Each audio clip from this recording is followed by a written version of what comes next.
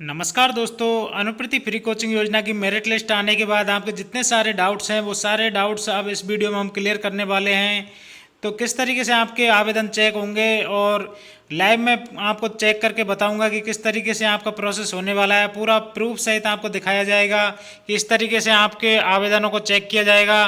तो वीडियो को एंड तक देखें, पूरी जानकारी देखें, क्या प्रोसेस रहेगा, किस तरीके से कोचिंग में जाकर ज्वाइन करना है, कौन कौन से डॉक्यूमेंट्स आपको लेकर जाने हैं, पूरी डिटेल आप इस वीडियो में देखेंगे। जैसे कि ये आवेदन है एक अनुप्रति फ्री कोचिंग योजना का। इसके तहत आप देख सकते हैं कि डोमिसाइल सर्टिफिकेट ऑटो वेरीफाइड हो चुका है, कास्ट सर्टिफिकेट ऑटो वेरीफाइड हो चुका है, इनकम सर्टिफिकेट ये भी ऑटो वेरीफाइड हो चुका है। तो इस तरीके से ये तीनों ऑटो वेरीफाइड हो चुके हैं। तो इसमें अब फॉर्म में चेक करने को कुछ बचा नहीं है। तो ऐसे जो फॉर्म है वो सीधे ही कोचिंग संस्थान में फॉरवर्ड कर दिए गए हैं। यहाँ पर आप देख सकते हैं कि ये ऑल इन्फॉर्मेशन करेक्ट है, तो करेक्ट है तो इस पर यस पर क्लिक कर दिया गया है। इसमें हम नीचे देखेंगे कि इंस्टीट्यूट का नाम दिया गया है कि कौन सी कोचिंग संस्थान है। तो ये उत्कर्ष कोचिंग संस्थान है। रीट एग्जाम के लिए इन्होंने ये फॉर्म भरा है। एप्लीकेशन डिटेल में हम देखेंगे कि इस तरीके की आपके सामने डिटेल दिखाई देगी। इसमें देख सकते हैं आप, जैसे B.Ed BSTC का ये जो ऑप्शन है ये इनका अभी ऑटो अप्रूव नहीं हुआ है, क्योंकि इन्होंने यहाँ पर दस्तावेज अपलोड किया है। अब ये जो दस्तावेज है इसको ओपन करके डाउनलोड करके चेक करना है क्या ये दस्तावेज सही है क्या गलत है। इससे नीचे हम देख पाएंगे कि 12th का जो सर्टिफिकेट अपलोड किया है, 12वीं की जो मार्कशीट है वो RBSC से ऑटो वेरीफाइड हो चुकी है। यहाँ पर ग्रीन टिक लगा हुआ आ रहा है। जबकि यहाँ पर B.Ed या STC की जो मार्कशीट है वो यहाँ पर अपलोड की गई है, तो उस पर क्रॉस लगा हुआ आ रहा है। इसको डाउनलोड करना है और इसको चेक करना है। तो इसको चेक करने के लिए DLO ऑफिस पर यह फॉर्म प्रदर्शित हो जाएगा और वहाँ पर इसमें डाउनलोड करके इसको या तो अप्रूव किया जाएगा या रिजेक्ट किया जाएगा। इसके पास दो ऑप्शन रहेंगे। तो आप देख सकते हैं किस तरीके से ऑप्शन आएंगे। ऑप्शन इस तरीके से मिलेगा, ऑल इन्फॉर्मेशन करेक्ट, यस या नो। अगर नो कर देते हैं तो इसमें कारण लिखेंगे कि क्या कारण है इसकी इन्फॉर्मेशन करेक्ट नहीं है। उसको लिखने के बाद यहाँ पर कमेंट कर देंगे। कमेंट करने के बाद यहाँ एक ऑप्शन आएगा रिजेक्ट का, और इस तरीके से आपका आवेदन रिजेक्ट कर दिया जाएगा अगर आपके दस्तावेज पूर्ण नहीं है। तो इसमें कोई ऑब्जेक्शन नहीं दिया जाएगा, सीधा ही रिजेक्ट किया जाएगा। अगर आपके दस्तावेज सही हैं तो उसको अप्रूव किया जाएगा और दस्तावेज सही नहीं है तो रिजेक्ट कर दिया जाएगा। और जिन कैंडिडेट के फॉर्म ऑटो वेरीफाइड हो चुके हैं, सभी दस्तावेज सही हैं, कोई भी डॉक्यूमेंट्स ऐसा नहीं है कि उसको डाउनलोड करके चेक किया जाए, तो वो फॉर्म सीधे ही कोचिंग संस्थान में प्रदर्शित हो चुके हैं। तो वहाँ पर जाकर उनको एडमिशन लेना है। अब इसी आवेदन को हम देख लेते हैं कि ये ऑटो वेरीफाइड हो चुका है। ऑटो वेरीफाइड के बाद नीचे हम देखेंगे कि यहाँ पर B.Ed STC की मार्कशीट ओपन नहीं हो रही है। अब इसको अगर हम यस पर क्लिक कर देते हैं कि ऑल इन्फॉर्मेशन सही है, यस है, ओके है, तो ओके करने के बाद नीचे ऑप्शन दिखाई देगा आपको अप्रूव का। दो ही ऑप्शन दिखाई देंगे, अप्रूव और बैक यहाँ पर। तो यहाँ पर केवल अप्रूव हो सकता है, या फिर अगर नो पर क्लिक कर देंगे, नो पर क्लिक करने के बाद ये फॉर्म रिजेक्ट हो सकता है। तो दो ही ऑप्शन रहेंगे, अप्रूव करो या रिजेक्ट करो। तो जिन स्टूडेंट के फॉर्म में कोई भी कमी नहीं है और जो ऑटो वेरीफाइड हो चुके हैं वो तो कोचिंग संस्थान में पहुंच चुके हैं, और जो ऑटो वेरीफाइड नहीं हुए हैं, जिनके डॉक्यूमेंट्स डाउनलोड करने वाले हैं, तो डाउनलोड होने के बाद उनको अप्रूव कर दिया जाएगा और वो अप्रूव होने के बाद कोचिंग संस्थान में प्रदर्शित हो जाएंगे। और जिनके दस्तावेजों में कमी है वो रिजेक्ट कर दिए जाएंगे।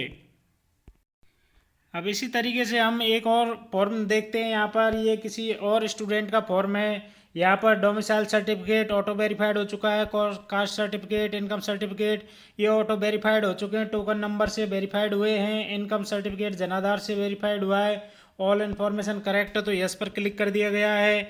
और ये कोचिंग संस्थान है LN कैरियर इंस्टीट्यूट है और मेडिकल एग्जाम के लिए है। इसमें आप देखेंगे कि 10th क्लास की जो मार्कशीट है वो भी ऑटो वेरीफाइड नहीं हुई है। RBSC से हालांकि, लेकिन कई मार्कशीटें ऑटो वेरीफाइड हो जाती हैं, कई नहीं हो पाती हैं। फॉर्म भरते समय ही इसका पता चल जाता है। अब यहाँ पर ये ऑटो वेरीफाइड नहीं हुआ है तो उससे कोई दिक्कत वाली बात नहीं है, कोई घबराने की ज़रूरत नहीं है। यहाँ पर जो ऑप्शन दिया गया है डाउनलोड का, यहाँ पर डाउनलोड करना पड़ेगा ये डॉक्यूमेंट्स। डाउनलोड करने के बाद ये डॉक्यूमेंट्स ओपन हो जाएगा और इसको चेक करने के बाद इसको फॉर्म को अप्रूव कर दिया जाएगा। अगर वो मार्कशीट सही नहीं है तो फॉर्म को रिजेक्ट कर दिया जाएगा। इसमें नीचे ऑप्शन दिखाई देगा, ऑल इन्फॉर्मेशन करेक्ट, यस और नो। नो पर क्लिक करेंगे, कमेंट में कुछ लिखना पड़ेगा और उसके बाद इसको रिजेक्ट कर दिया जाएगा। इसी तरीके से अगर इसको यस पर क्लिक करते हैं, यस पर क्लिक करने के बाद इसको अप्रूव कर दिया जाएगा। मैं दूसरे ऑप्शन में इसको यस पर क्लिक करके आपको दिखा देता हूँ।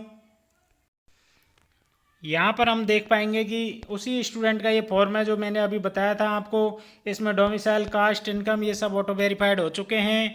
इसमें नीचे ऑल इन्फॉर्मेशन करेक्ट पर यस कर दिया गया है। यस करने के बाद नीचे आप देख सकते हैं कि एलएन का स्टूडेंट है, मेडिकल का स्टूडेंट है। 10th की मार्कशीट इसकी डाउनलोड कर ली जाएगी और डाउनलोड करने पर ये सही पाई गई, कोई भी दिक्कत नहीं हुई इसके अंदर, तो इसमें ऑल इन्फॉर्मेशन करेक्ट करके यस कर दिया जाएगा। ओवरऑल कमेंट में ओके या अप्रूव लिखकर नीचे जो ऑप्शन दिखाई देगा तो वो अप्रूव का ऑप्शन आ जाएगा। तो यहाँ से सीधा आपको अप्रूव करना रहेगा। इसमें अप्रूव और बैक दो ही ऑप्शन रहेंगे। तो यहाँ से अप्रूव करने के बाद ये फॉर्म पास हो जाएगा। पास होने के बाद सीधे ही कोचिंग संस्थान पर प्रदर्शित हो जाएगा। तो इस तरीके से आप फॉर्मों को चेक किया जाना है। ऑटो वेरीफाइड जो फॉर्म हुए हैं वो तो सीधे कोचिंग संस्थान में पहुंच चुके हैं, और जो फॉर्म अभी वेरीफाइड नहीं हुए हैं वो डीएलओ लेवल से एक बार जांच होने के बाद फिर कोचिंग संस्थान में पहुंचेंगे। तो कोई भी अब फाइनल मेरिट लिस्ट जारी नहीं होगी, ये मैंने आपको सूचना पहले ही दे दी थी कि फाइनल लिस्ट जारी नहीं होगी। प्रोविजनल लिस्ट के आधार पर ही आपको कोचिंग संस्थान में एडमिशन मिल जाएगा और आपको 1 महीने का समय मिलेगा। 1 महीने के अंदर आप कोचिंग संस्थान में जाकर ज्वाइन कर सकते हैं। अगर 1 महीने के अंदर आपने कोचिंग संस्थान में जाकर ज्वाइन नहीं किया है तो आपके आवेदन को निरस्त मान लिया जाएगा। आपका जो चयन है उसको निरस्त मानकर सेकंड मेरिट लिस्ट जारी कर दी जाएगी, क्योंकि जो अभी तक मेरिट लिस्ट जारी हुई है वो केवल 12,992 कैंडिडेट के लिए जारी हुई है, जिसमें कुछ आवेदन रिजेक्ट हो जाएंगे। 12,952 कैंडिडेटों के आवेदन है टोटल। माना कि हम कम से कम मान के चलें तो भी 952 आवेदन ऐसे रहेंगे जो या तो रिजेक्ट हो जाएंगे या फिर वो कोचिंग ज्वाइन नहीं करेंगे किसी भी कारणवश। अब 12,952 में से 952 भी अगर ज्वाइन नहीं करते हैं तो भी आप मान के चलिए कि 15,000 में से 12,000 अगर ज्वाइन कर भी लेते हैं, हालांकि इतने करेंगे नहीं, फिर भी मान लेते हैं कर लेते हैं, तो भी 3,000 रिक्त पद बच जाएंगे जो कि फ्री कोचिंग योजना के तहत रहेंगे। तो वो 3,000 रिक्त पदों के लिए एक बार फिर से उन्हें मेरिट लिस्ट जारी करनी पड़ेगी। चाहे आप मान के चल सकते हैं कि 12,952 पूरे ही कैंडिडेट अगर एडमिशन ले लेते हैं तो भी लगभग 2,000 से ज़्यादा कैंडिडेटों की मेरिट लिस्ट फिर से जारी करनी पड़ेगी और फिर से मेरिट लिस्ट आएगी। इसलिए ऐसे स्टूडेंट जिनका नंबर अभी तक नहीं आया है और वो कट ऑफ परसेंटेज के काफ़ी नज़दीक हैं तो वो चिंतित ना हो, उनका भी नंबर आ सकता है और यह प्रोसेस जल्दी कर लिया जाएगा, क्योंकि अभी केवल 7 दिवस के अंदर ये फॉर्म चेक किए जाने हैं। 7 दिवस में फॉर्म चेक करके कोचिंग संस्थान में प्रदर्शित कर दिए जाएंगे और कोचिंग संस्थान में जाकर आपको एडमिशन ले लेना है।